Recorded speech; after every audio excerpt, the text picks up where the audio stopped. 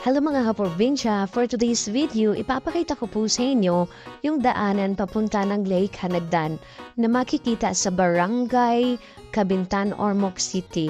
Ito yung madadaanan natin kung gaano talaga siya kaganda. O diba? Wow! Kung gaano talaga siya ka-smooth.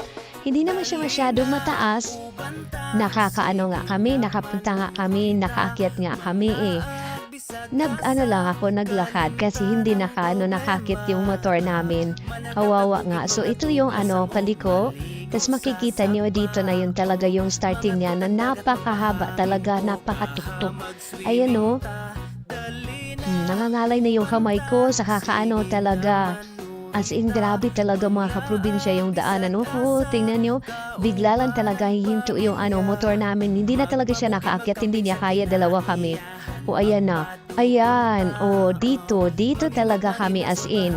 Sa hindi pa yan nasa gitna pa talaga kami niyan. Ito talaga yung daanan. So sa mga gustong pumunta dito sa Lake Hanagdan, so dito sana hintuan namin 1 kilometer pa bago mo marating talaga yung Lake Hanagdan.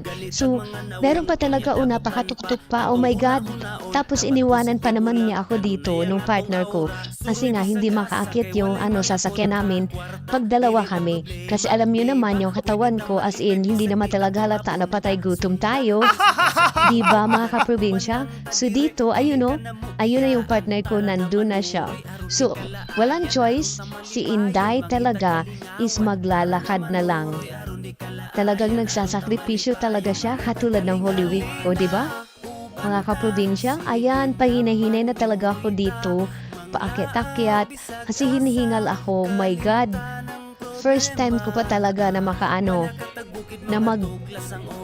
maglakad talaga ng napakahaba ng ganito, napakatuktok. Tingnan mo makikita niyo yung view.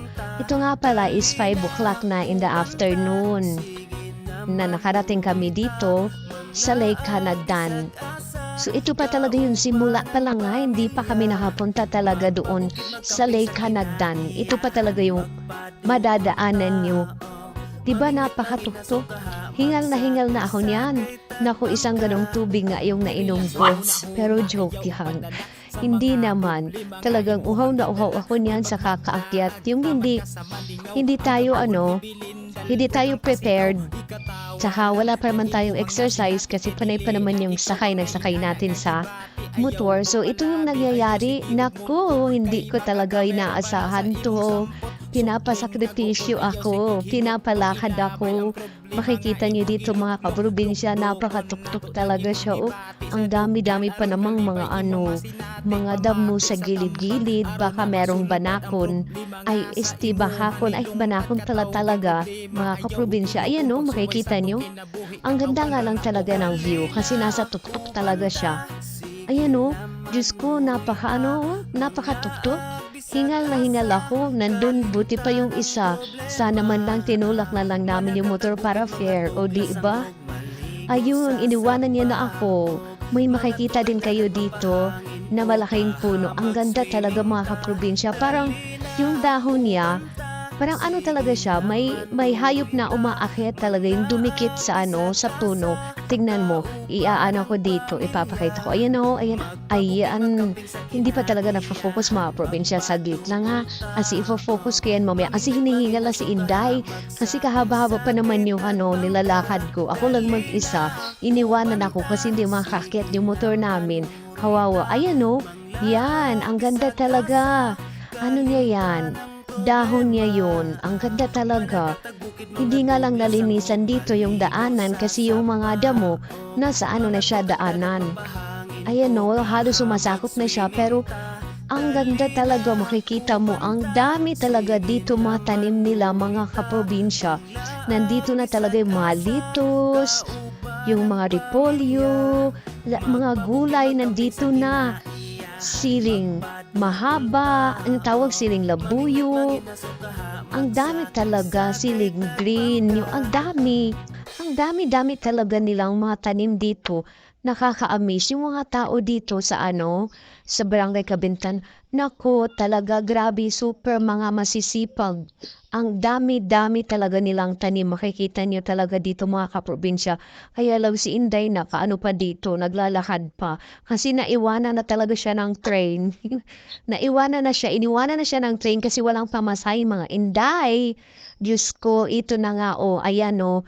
Ay, sabi ko nga dito, "Hay, konti na lang malapit-lapit na para talagang himatay na talaga ako." Kasi naman ito, walang exercise, sabi-sabi ko nga, pasakay-sakay lang si Inday.